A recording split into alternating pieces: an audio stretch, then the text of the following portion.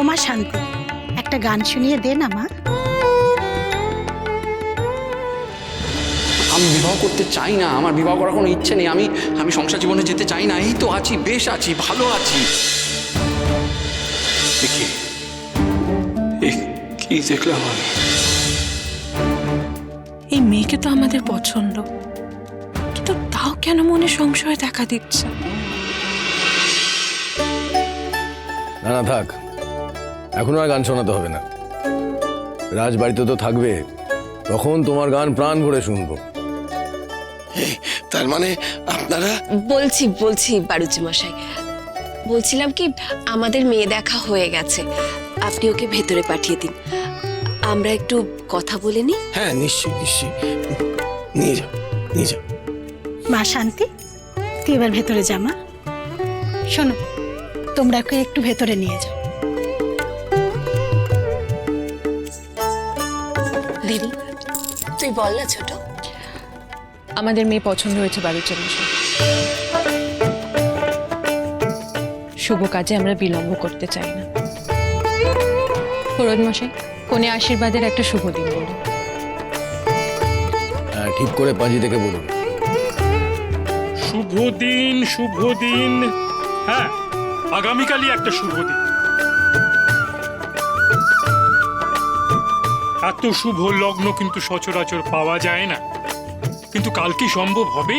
কেন সম্ভব হবে না পুরোহিত মশাই? বাণিজ্য মশাই, আপনি বলুন, আপনি রাজি আছেন কি? দেখুন, আপনারা যদি রাজি থাকেন তাহলে আমরা কালই মেয়েকে আশীর্বাদ করতে পারি। কি গো বলো, আমাদের কোনো আপত্তি নেই। বড় কুমার, আপনারা যেমনটা বলবেন তেমনই হবে। শুধু আমার একটা কথা জানার ছিল। হ্যাঁ নিশ্চয়ই, বলুন কি জানতে চান? না মানে কিছু মনে করবেন না, এই কথা সকলেই জানে যে আপনারা নাটোরের রাজপরিবার, কিন্তু বীরেন্দ্রনাথ তো আপনাদের রাজপরিবারের সন্তান নয়।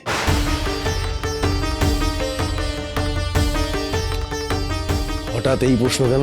না মানে বীরেন্দ্রনাথ আমাদের পরিবারেরই একজন, এটা কি যথেষ্ট নয়? না মানে আমি আসলে জানতে চাইছিলাম। অবশ্যই আপনার জানা প্রয়োজন।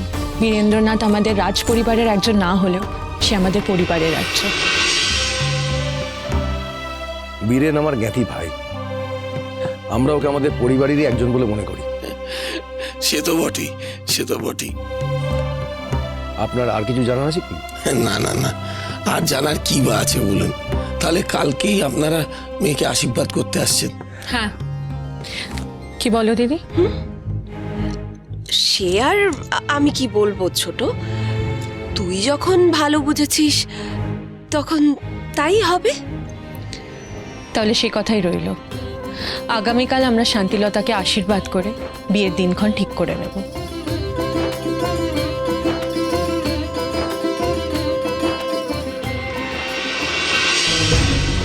সত্যিটা বলো বীরেন্দ্রনাথ, আমার কাছে কিছু গোপন করবার চেষ্টা করো না। আমাকে তুমি সবটা খুলে বলো।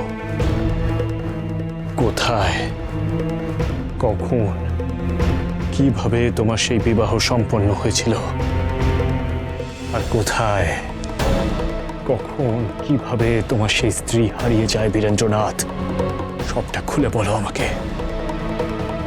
বলো বীরেন্দ্রনাথ, বলো বীরেন্দ্রনাথ।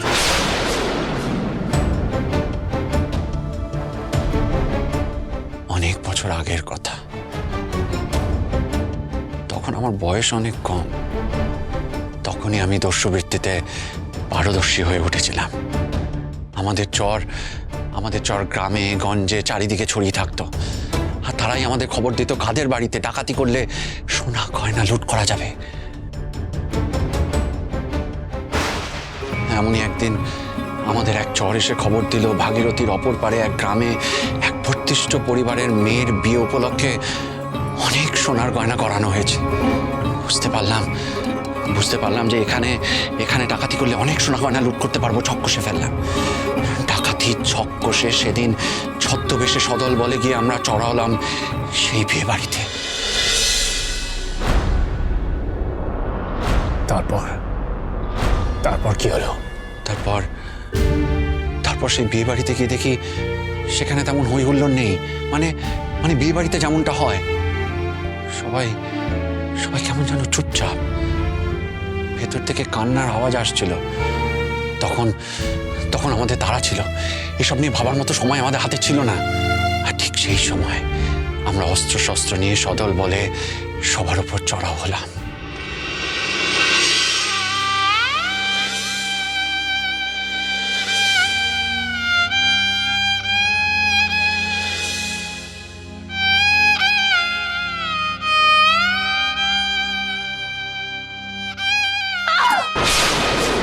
এই অপয়া হতচ্ছাড়ি মেয়ে, আমাদেরকে দুদণ্ড শান্তি দিলে না। এই এই মেয়ে, এই মেয়ে, নিজের মা বাপটাকে তো খেয়েছিস, এবার আমাদেরকেও শেষ করবে ভেবেছিস?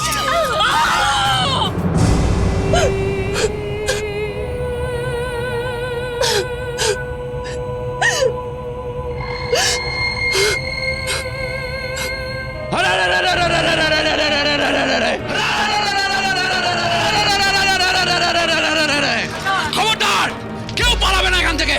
আর যার যার কাছে যা সোনাদানা আছে সব এখানে দিয়ে যাও তাড়াতাড়ি। যে এখান থেকে পালানোর চেষ্টা করবে সেই প্রাণে মরবে।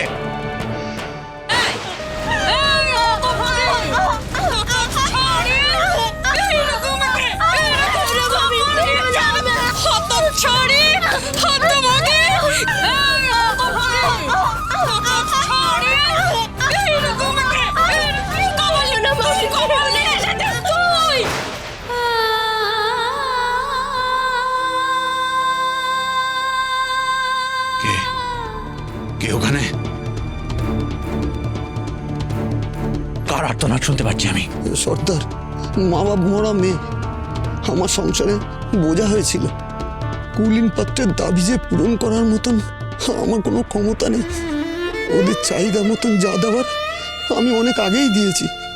এখন বিয়ে করতে এসে পাত্রের বাবা বলছে আরও দিতে হবে। কোথার থেকে দেব? আমি যে নিরুপায়। সেই কারণে ওরা ছেলেকে বিয়ের পিঁড়ি থেকে তুলে নিয়ে চলে গেছে। এই এই হতচ্ছাড়ি, শয়তানি, সত্তর, ওরে চিরকাল কি আমাদের ঘাড়ে বসে বসে খাবি নাকি? জন্মের পর তো নিজের বাপ মাটাকে খেয়েছিস, এখন আমাদেরকে খাওয়া দিচ্ছে। ওরে ওরে তুই লগ্ন ভ্রষ্টা হয়েছিস, তোকে কে বিয়ে করবে? হ্যাঁ হতভাগী। বেরো না গো মামি, আর বেরো না আমার, মারবো না। মর, তুই মর, তুই মর, আমাদেরকে তুই খাবি না গো মামি। খবরদার, খবরদার, দরজা খোলো, খোলো দরজা। এই দরজা না খুললে আমি এই দরজা ভেঙে ফেলে দেব। আমি দস্যু সর্দার মহাবলী। খোলো দরজা। আমার কথার অন্যথা করলে এখানে রক্ত গঙ্গা বয়ে যাবে।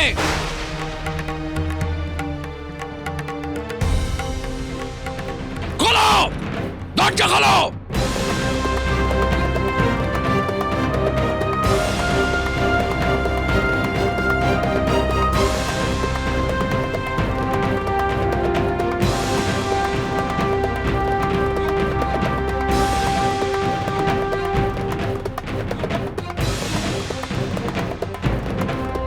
একটা নিরীহ মেয়ের ওপর অত্যাচার করছিলেন আপনি। সর্দার, এই মেয়েকে নিয়ে এখন আমি কি করব? তুমি তো সর্বস্ব লুট করে নিয়ে চলে যাবে। তারপর তারপর এই লগ্নভ্রষ্টা মেয়েকে কে বিয়ে করবে?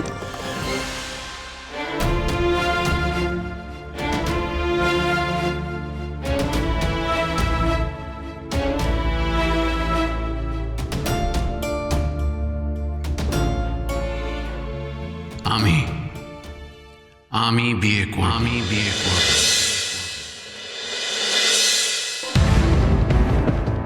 তুমি কি বলছো সর্দার? ঠিক বলছি। তোরা খুব ভালো করে জানিস তোদের সর্দার এক কথার মানুষ।